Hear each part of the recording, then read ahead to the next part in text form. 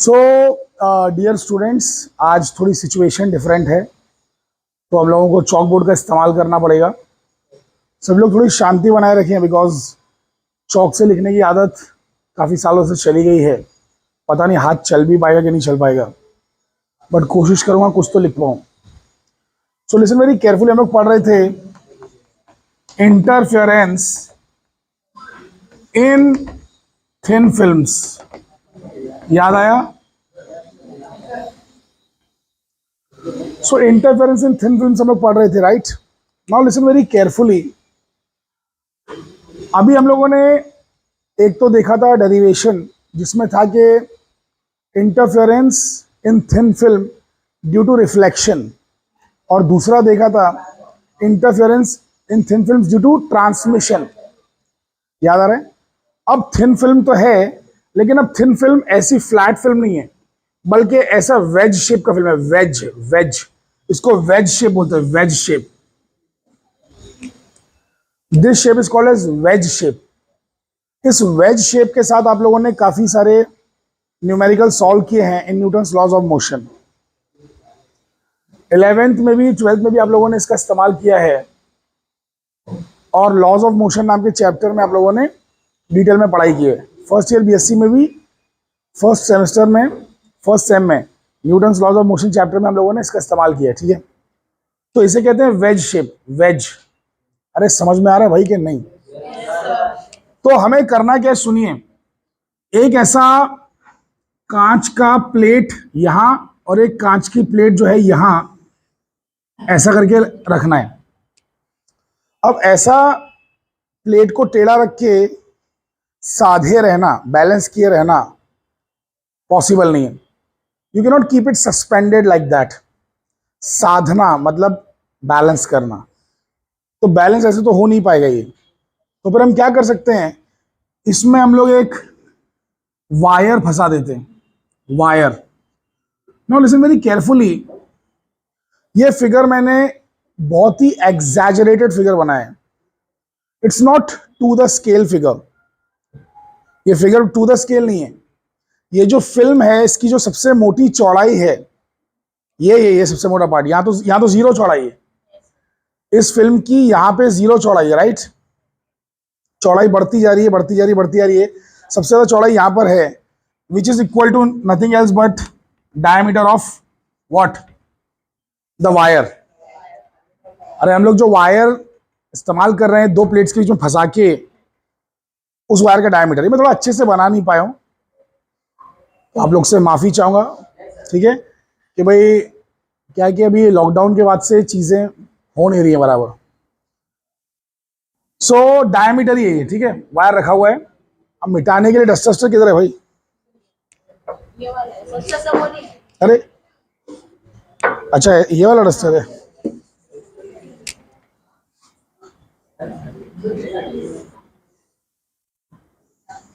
सब लोग ध्यान दीजिए बेटा। नाउ दिस लुक्स मतलब मोर लाइक इट, ठीक है? तो basically this is the diameter of the wire. अरे एक वायर होता कैसा है? It's like a cylinder. It's like a cylinder. इसको अगर मैंने वायर को ऐसे ऊपर से देखा, it will look like a circle. ऊपर से देखेंगे तो उसको ऐसे लिटा दिया वायर को दो प्लेट्स के बीच में। It's a very very thin film. It's a very very thin film. Wire की थिकनेस होगी क्या? मुश्किल से 1 मिलीमीटर से भी पतला होगा। उतनी पतली फिल्म है। समझ पा रहे हैं? देखते हैं कौन इमेजिन कर पाता है चीजों को। लिसन वेरी केयरफुली, बहुत ध्यान से सुनेंगे। इसके ऊपर जब लाइट गिराई जाती है, इसके ऊपर जब लाइट गिराई जाती है, तो होता क्या लाइट के साथ? लाइट गई यहां से लाइट गई। लाइट थोड़ा इधर अंदर जाती है और थोड़ा टकरा के कहां जाती है? बाहर जाती है। अरे हाँ क्या ना? अब जो अंदर से जो लाइट आई, वो भी तो बेसिकली थोड़ा बाहर जाएगी और थोड़ा अंदर आएगी। वो अंदर वाली लाइट से मुझे कोई लेना देना नहीं है। इस पे ऊपर से लाइट गिराई गई, ऊपर से लाइट गिराई गई। सब लोग ध्यान से देखिए। लाइट यहाँ पे टूट गई, थोड़ी अंदर गई, थोड़ी बाहर ही रिफ्लेक्ट हो गई, और फिर जो अंदर से निकल के आई वो बाहर गई थोड़ी सी और थोड़ी अंदर ही रह गई। ये दोनों रेस से मुझे इंटरफेरेंस दिख सकता है। जैसे कि हमने नॉर्मल फिल्म के साथ भी देखा था, नॉर्मल जो दो फिल्म्स थी फ्लैट काइंड ऑफ, उसमें देखा था ना इंटरफेरेंस भाई, कि नहीं देखा था। तो यहां पर हो सकता है कि डार्क बैंड मुझे नजर आए, अगर मैं इसको देखूं ऊपर से, जहां से भी देख रहा हूं, हो सकता है यहाँ पे डार्क बने, कहीं ब्राइट हो फिर डार्क बने, फिर ब्राइट हो फिर डार्क बने, और ऐसा होता है, हमने देखा है ऐसा वेज शेप फिल्म्स के अंदर भी। और ये जो पॉइंट रहता है, ये पॉइंट जहां पे जीरो थिकनेस है, वहां पे डार्क ही बनता है, क्योंकि फिल्म की थिकनेस जीरो है। एंड हमारे पास फॉर्मूला क्या है, लिसन, याद करो, देखो, सुनो सुनो सुनो सुनो, इस पॉइंट पर कुछ तो थिकनेस है ना, यहां पे मैक्सिमम थिकनेस है, कैप मतलब D, small D, maximum thickness small D है। बट उसके अलावा कोई भी जगह पे जाओगे तो थिकनेस कम होगी ना, तो यहां पे ले लोगे तो थिकनेस कुछ और हो जाएगी, यहां पे कुछ और थिकनेस है, तो यहां पर थिकनेस मान लेते हैं टी है, टी, सम थिकनेस टी, और यहां से यहां की दूरी मान लेते हैं एक्स है। अरे भाई ये ओरिजिन है, ओरिजिन से उस पॉइंट की दूरी एक्स, और वहां पर जो थिकनेस है टी, और हमने देखा था कि 2 mu t cos r plus minus lambda by 2 अगर रहा, याद करो, यही था हमारे पास फॉर्मूला, कि 2 mu t cos r plus minus lambda by 2, अगर इसकी वैल्यू रही 2n लैम्डा बाई 2 जितनी, तो हमें मिलेगा ब्राइट, ये ब्राइट वाला है, और डार्क वाला था 2 mu t cos r plus minus lambda by 2 equal to 2n plus minus 1, दोनों भी चलेगा, let me write -1 lambda by 2। ये बात अलग है कि हमने इसको आगे भी सॉल्व किया है, हम इसे यहां से उठा के वहां ले गए थे, तो 2n -1 लैम्डा बाई 2 हो गया था ये, और ये वाला 2n लैम्डा बाई 2 हो गया था, याद आ रहा है? इसको हम ले गए थे, अरे ये कहां से आया था, ये रिफ्लेक्शन वाला है, सबसे पहला डेरिवेशन। रिफ्लेक्शन में कौन सा एक और लॉ आता है जो ये लैम्डा बाई 2 लेके आता है? हाँ, स्टोक्स लॉ, करेक्ट, जो भी बोल रहा है बिल्कुल सही बोल रहा है, स्टोक्स लॉ। इतने सारे बच्चों में से पहचानना कि कहां से आवाज आ रही है मुश्किल है मेरे लिए, तो जरा मुंह उठा के बातें करें या हाथ उठा के बातें करें, ताकि मैं आपकी प्रशंसा कर सकूं, आपकी तारीफ कर सकूं। सो चलिए, अच्छी बात है, कुछ बच्चे तारीफ के भूखे नहीं हैं, वेरी नाइस। सो सभी लोग भाई यहाँ पे ध्यान दे रहे हैं कि नहीं ध्यान दे रहे हैं? नाउ लिसन, हम लोग क्या करेंगे, देखो प्लेट, ये जो प्लेट्स रखी हैं, ग्लास प्लेट्स जो भी हैं, ऐसे ऐसे रखी हैं, ऐसे ये ग्लास प्लेट्स जो भी रखी हैं वो यहाँ पे रखी है, हम ऐसा देखने वाले हैं, तो यार almost seeing normally, almost normally, not exactly normal but almost normally देख रहे हैं। नॉर्मली मतलब परपेंडिकुलरली, तो नॉर्मल भी इधर है, हम देख भी इधर रहे हैं, तो अप्रोक्सीमेटली इंसिडेंस एंगल 0 है, approximately, not exactly. Incidence angle 0 होगा तो रिफ्रैक्शन होगा ही नहीं, लाइट स्ट्रेट निकल जाएगी, अप्रोक्सीमेटली। अरे क्या कह रहा हूं मैं, समझ में आ रहा है भाई? अबे ये प्लेट ऐसा थोड़ी ना है यार, ये तो ज्यादा दिखा दिया ना, अबे ये ऐसा है, बिल्कुल चिपका हुआ है। अरे वायर से क्या ही उठ जाएगा ये, वायर से कितना उठ जाएगा, कुछ भी नहीं। Are you guys understanding this? तो ऑलमोस्ट लाइट नॉर्मल गिर रही है, तो वी आर अज्यूमिंग कि angle of incidence is 0 nearly, so angle of reflection भी नियरली 0, नियर नहीं है, नॉट एक्जैक्टली 0। एंड cos 0 क्या होता है? 1 होता है। अबे एंगल ऑफ रिफ्रैक्शन 0, cos 0 कितना होता है बच्चा लोग? cos 0 इज 1, हाँ क्या ना? रुकिए पहले अटेंडेंस लगवा लेते हैं। So look very carefully, r 0 हो गया, तो cos 0 कितना होता है भाई? 1 होता है ना? r exactly 0 नहीं है और I भी exactly 0 नहीं है, but if I is tending to 0, if I is tending to 0, r will also tend to 0, and when theta tends to 0, cos theta tends to 1, तो हम लोग 1 ले लेंगे इसको, तो formula will change a bit, it will become simply 2 mu t into 1 is equals to, ये उधर चला जाएगा, 2n minus 1 lambda by 2. This will become formula for bright, and formula for dark will become what? 2 mu t equals to 2n lambda by 2. अरे यहाँ पे already कुछ है ना यहाँ पे भाई, इसको मान लेते हैं कि ये माइनस है, ये उधर आके प्लस हो जाएगा, तो माइनस लैम्डा बाई 2 और प्लस लैम्डा बाई 2 कैंसिल हो जाएगा, so it will become 2n lambda by 2। अरे अगर तुमने यहाँ पर प्लस वाला भी ले लिया, लेट से उधर एक माइनस भी हो गया, तो लैम्डा बाई टू ऐड होके वापस से 1 लैम्डा बन जाएगा। और 1 लैम्डा का होना, 2 लैम्डा का होना या 0 लैम्डा का होना एक ही बात है, तो कोई फर्क नहीं पड़ता है।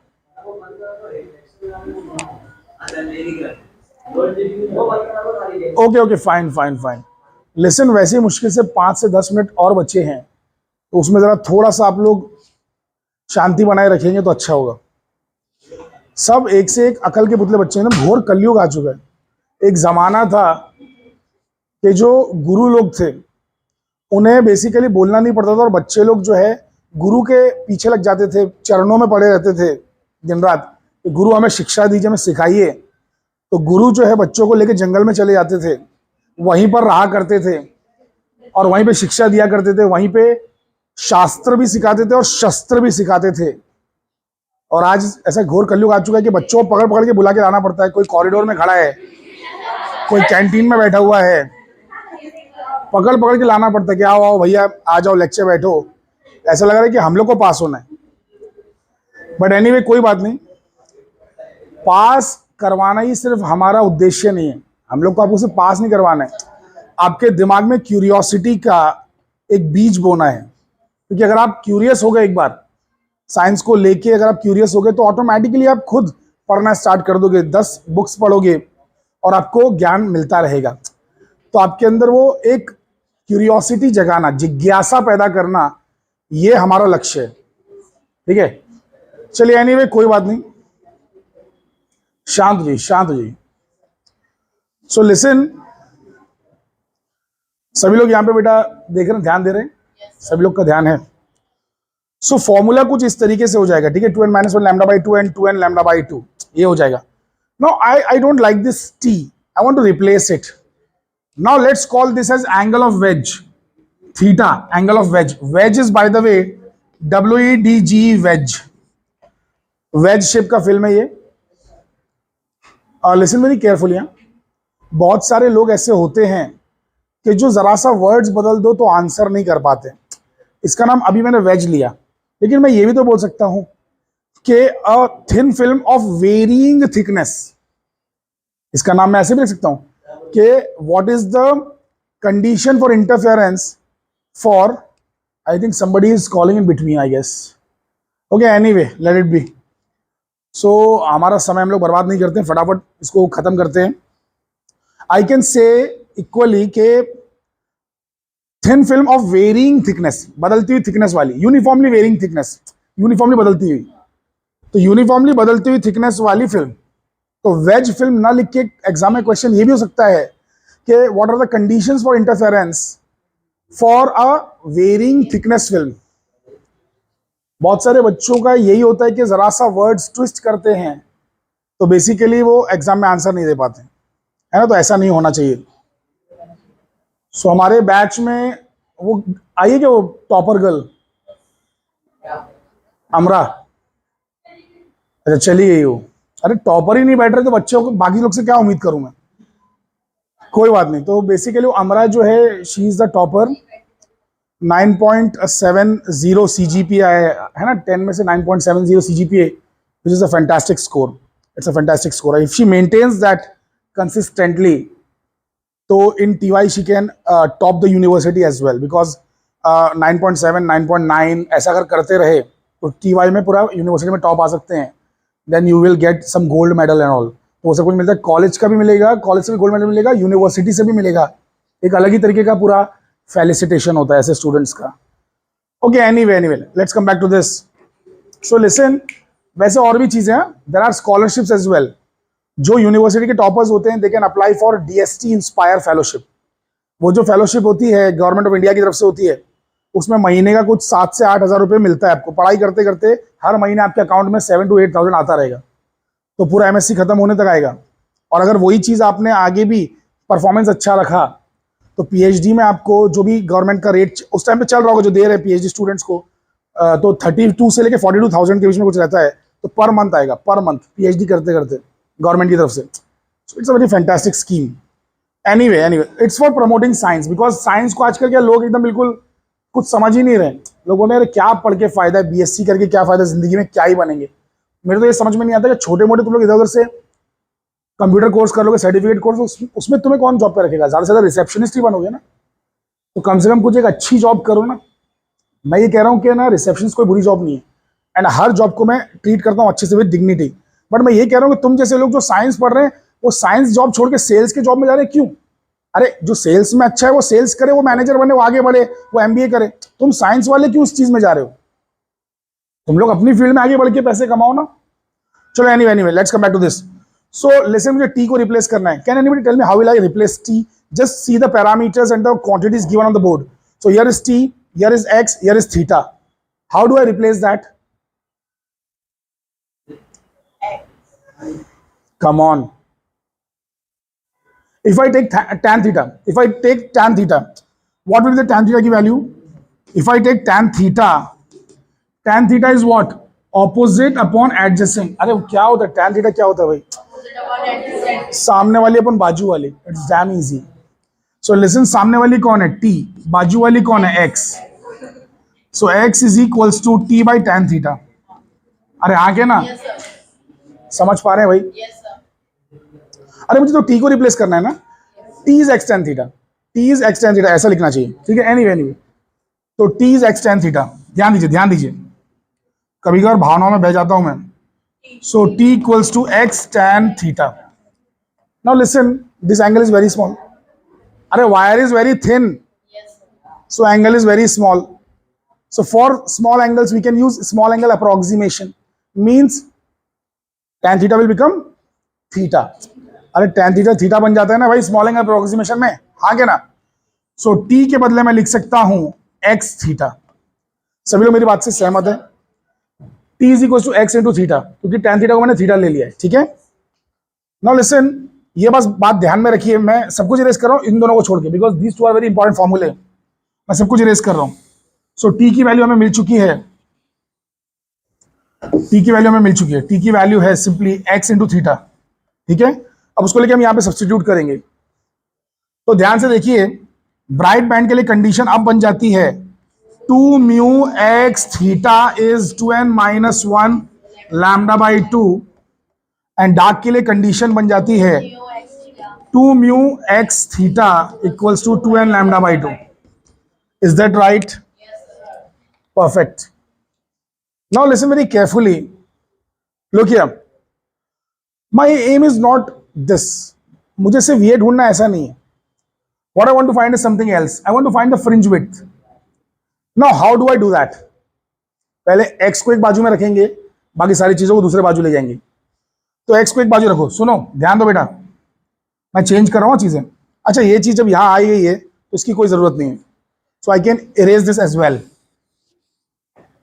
सो लुक हियर, ब्राइट वाले पे ध्यान दीजिए, ब्राइट वाले पे ध्यान देते हैं।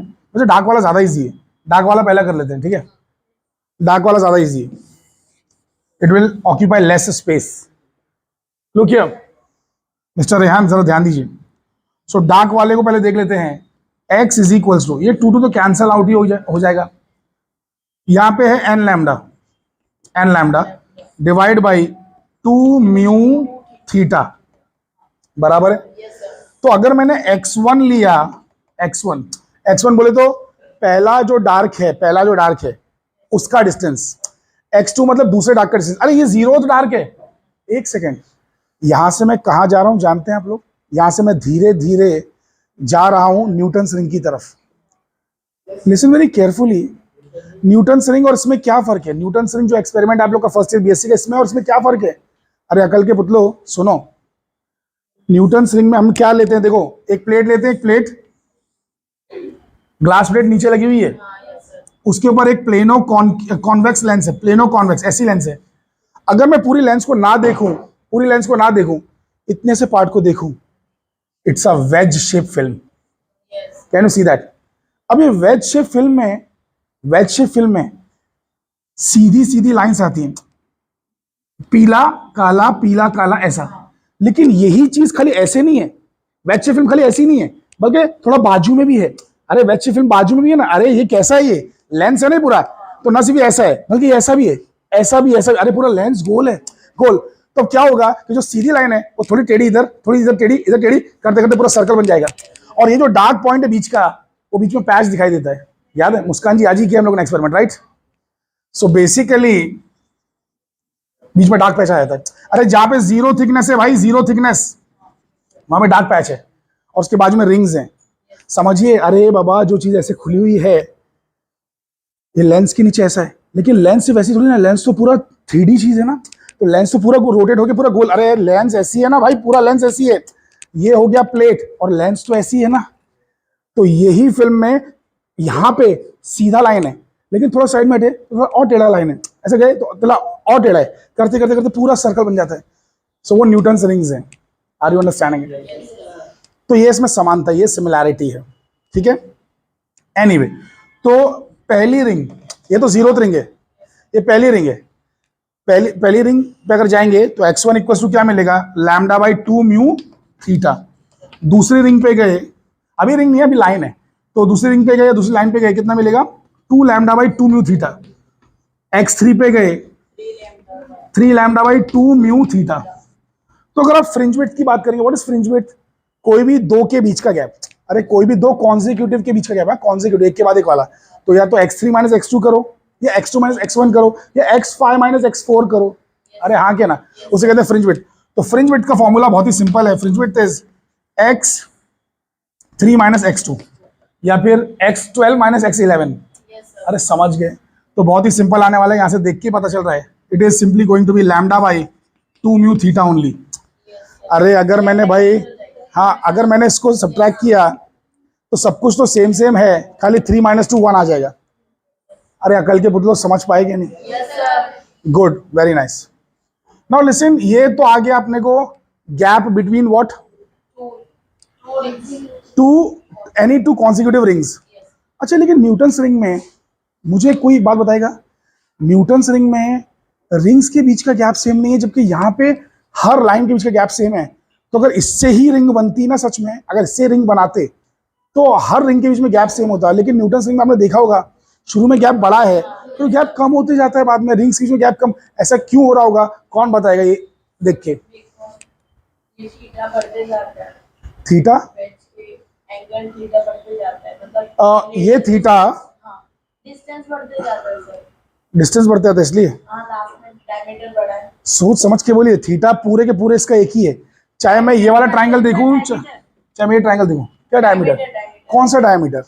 वायर की थिकनेस जो डायमीटर है वो बढ़ती जाती है ना, स्टार्टिंग में कम कम ज्यादा। नहीं, थिकनेस कम से ज्यादा मतलब एक ही चलो वायर है, या फिर कम से लेके ज्यादा वाला वायर भी ले लिया, उससे फर्क नहीं पड़ेगा। सोचो, कुछ तो एक ऐसा है जो अलग है यहां से, इसमें और लेंस में कुछ तो एक फर्क है। दोनों बोर्ड पे बना हुआ है, ध्यान से देखो, बहुत जरा सा डिफरेंस है, बहुत जरा सा डिफरेंस है, जिसकी वजह से ऐसा हो रहा है। हाँ, कर्व है, परफेक्ट। तो मिस्टर अजहर ने बिल्कुल सही जवाब दिया। लिसन, वेज शेप फिल्म एक परफेक्ट ट्राइंगल जैसी है, लेकिन ये ट्राइंगल नहीं है, ये एक ऐसा नीचे एक ऐसा है, और दूसरा ऐसा है, कर्व हो रहा है ऊपर की तरफ, ऊपर की तरफ कर्व हो रहा है। तो यहाँ की जो रिंग्स हैं उनके बीच में बड़ा गैप है, फिर गैप छोटा छोटा छोटा छोटा छोटा छोटा होता जा रहा है। Are you understanding it? अरे समझिए इस बात को, मैंने अच्छे से बनाया नहीं है, बट बात को समझिए कि यहां पर तो बड़ा गैप है, गैप कम होता चला जा रहा है, समझ रहे? बिकॉज ये कर्व है, it's not exactly like this, but वो समझने के लिए पहले ये समझना जरूरी था, इसलिए मैंने आपको बताया। अच्छा लिसन, फ्रिंज विड्थ चाहे दो ब्राइट के बीच में लो, चाहे दो डार्क के बीच में लो, सेम ही आने वाला है, कोई फर्क नहीं होगा। अगर आप चाहें तो मैं दिखा देता हूं, ये देख लीजिए, ब्राइट वाला भी देख लीजिए। ब्राइट वाले के लिए क्या करना होगा, it will become x is equals to what, देखो x को इधर ही रखो, बाकी सबको उधर ले जाओ। अरे हाँ क्या ना भाई, हाँ, तो क्या हो जाएगा, x equals to 2n minus 1 lambda upon 4 mu theta. अरे हुआ कि नहीं, वही बराबर है। अच्छा, तो x1 क्या हो जाएगा, x1 2 1 जा 2, 2 माइनस 1 1, so 1 lambda by 4 mu theta. अरे it's coming out to be different, are you sure? Let's check. What about x2? 2 2 जा 4, 4 माइनस 1 3, 3 लैम्डा बाई 4 म्यू थीटा। अरे हाँ क्या ना, अब इसको सब्ट्रैक्ट करो, यही तो फ्रिंज विड्थ था ना। अरे फ्रिंज विड्थ फॉर डार्क, ये ब्राइट के लिए, सॉरी ये डार्क के लिए फ्रिंज विड्थ था, ब्राइट के लिए फ्रिंज विड्थ निकालो ब्राइट के लिए। सो x2 माइनस x1 करो, x2 माइनस x1 क्या क्या आएगा, अरे 2 लैम्डा ऊपर आएगा और नीचे क्या है 4 म्यू थीटा है, कैंसिल होके वापस से लैम्डा बाई 2 म्यू थीटा आ गया ना। अरे भैया समझ में आई बातें। तो दो ब्राइट के बीच का गैप हो चाहे दो डार्क के बीच का गैप हो, सेम, इट्स सेम। किसमें किसमें, wedge wedge wedge shape film में, वेज शेप फिल्म में लेंस में थोड़ा सा डिफरेंट हो जाएगा, वहां पे कहानी चेंज हो रही है ना। Are you understanding it? लेकिन मैं ये नहीं कह रहा हूं कि कर्व्ड अगर हो जाएगा तो जो दो डार्क के बीच में है उतना दो ब्राइट के बीच में नहीं है, मैं ऐसा नहीं कह रहा हूं। मैं ये कह रहा हूं कि स्टार्टिंग में जो गैप्स है ना वो अलग है और बाद में अलग है, लेकिन उसमें भी ब्राइट और डार्क वाला जो गैप है लगभग सेम है, नॉट एग्जैक्टली सेम, एग्जैक्ट तो हो ही नहीं सकता है, लगभग सेम है, लगभग सेम है। Are you understanding it? तुम लोग समझ पा रहे हो मेरी बातों को? न्यूटन रिंग की शक्ल कैसी है वैसे बाय द वे? न्यूटन मतलब नहीं, न्यूटन रिंग की एक्सपेरिमेंट की शक्ल में पूछना चाह रहा हूँ। रिंग तो ये आने वाली है, रिंग तो अपना वैसा आएगा कि बीच में, अरे ये जो रिंग है ऊपर से देखने पे कैसा दिखता है भाई, ये रिंग ऊपर से देखने पे ऐसा दिखता है, बीच में पैच रहता है, पैच रहता है। जो लोग भी न्यूटन रिंग एक्सपेरिमेंट कर चुके हैं उन्हें मालूम होगा बीच में ब्लैक पैच आता है। अच्छा कभी कभार ऐसा होता है कि ब्लैक पैच नहीं आता है, उसका रीजन ये, ब्लैक पैच के बीच में भी व्हाइट पैच आता है, उसके पीछे रीजन ये है कि है ना हम लोग ने जिस तरीके का अरेंजमेंट रखा हुआ है ना उसमें कुछ स्क्रूज हैं इसके ऊपर, स्क्रू अगर आपने वो स्क्रू दबा दिए ना, जबरदस्ती दबा दिए तो ये लेंस है ना हल्की सी हवा में उड़ जाती है और यहाँ पर है ना जीरो साइज नहीं रहता बल्कि फिल्म का कुछ साइज रहता है। आपने लेंस को ऐसा पकड़ के ना साइड से दबा दे रहे हो तो लेंस ना बहुत हल्की सी ऊपर उठ जाती है, बहुत ही यू कैन से कि मतलब मिलीमीटर का भी 10वां या 50वां या 100वां हिस्सा इतना सा उठ जाती है, और उतना सा उठ गई तो बीच में हवा आ गई, फिर वो जीरो साइज की फिल्म नहीं है। वहां पे जहां पे जीरो साइज होना चाहिए वहां पे जीरो साइज नहीं, कुछ तो साइज है, तो वहां पे जरूरी नहीं कि आपको डार्क मिलेगा, you can get bright also. Are you understanding it? तो इसीलिए तो हमको इसको थोड़ा सा ढीला ही रखना होता है, एकदम ज्यादा टाइट नहीं करना है ना। यहाँ पे स्क्रू लगे हुए हैं, इसके ऊपर स्क्रू लगे हुए हैं, आप जाके चेक करना अगली बार वापस से। बहुत कम बच्चे बहुत ही ऑब्जर्वेंट रहते हैं, ज्यादा बच्चे देखते भी ध्यान भी नहीं देते कि क्या चल रहा है। कोई बात नहीं, बट कोशिश किया करिए कि देखें आप लोग। सो न्यूटन्स एक्सपेरिमेंट में, न्यूटन्स के एक्सपेरिमेंट में बहुत ही बचकाना सा सेटअप है। अरे यहाँ पर अपने पास रहता है सोडियम सोर्स, सम सोडियम लैंप, इसमें सामने एक ऐसा होल, ऐसा स्लिट जैसा बना दिया रहता है जिसमें से लाइट निकल के आती है। यहाँ पे हम लोग रख देते हैं एक लेंस जिसमें से लाइट अंदर घुसती है, राइट?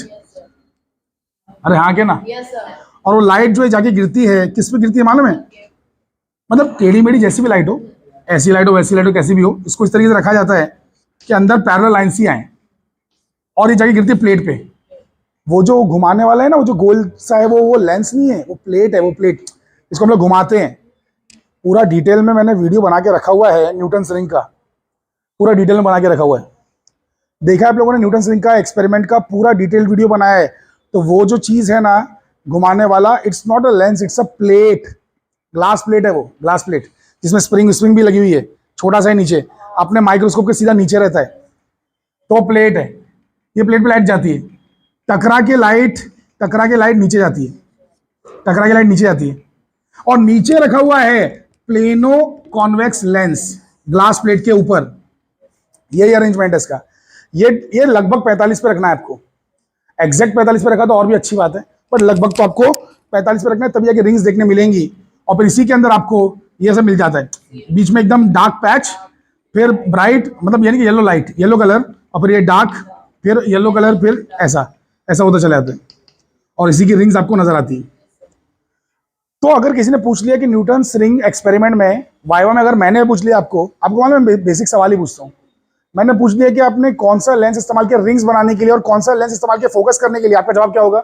फोकस करने के लिए, लाइट पैरेलल बनाने के लिए, फोकस करने के लिए आपने डबली कॉन्वेक्स इस्तेमाल किया, डबली कॉन्वेक्स। लेकिन हमने रिंग बनाने के लिए प्लेनो कॉन्वेक्स इस्तेमाल किया, एक साइड से प्लेन है और एक साइड से कॉन्वेक्स है। Are you understanding? तो मैं प्रैक्टिकल्स में भी ऐसे बेसिक सवाल पूछता हूँ हाँ, कि what is the condition for dark, what is the condition for bright. ये सारी बातें मैंने आपको पहले भी कही थी कि मैं बहुत बेसिक सवाल पूछता हूँ, और उसके बावजूद भी कुछ बच्चे कुछ भी नहीं पढ़ के आए थे। ऐसा नहीं करना है, प्लीज स्टार्ट स्टडिंग।